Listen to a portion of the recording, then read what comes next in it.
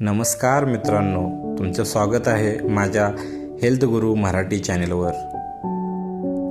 आज आपण पाहणार आहोत तुमच्या हॉस्पिटल बिलमध्ये इतके चार्जेस का असतात।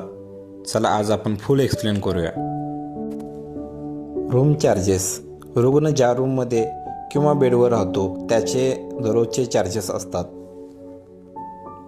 डॉक्टर फी, डॉक्टरांची भेट, तपासणी आणि राऊंड्स यासाठी फी घेतली जाते।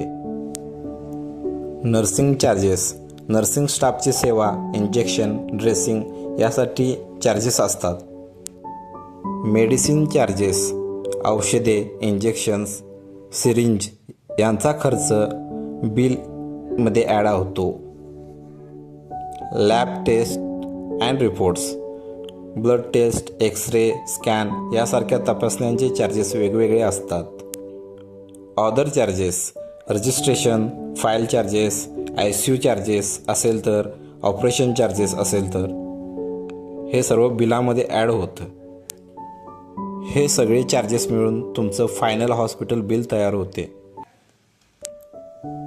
आता समजलं का तुमचं बिल? अशा यूजफुल माहितीसाठी व्हिडिओला लाईक करा, सबस्क्राईब करा आणि जास्तीत जास्त शेअर करा।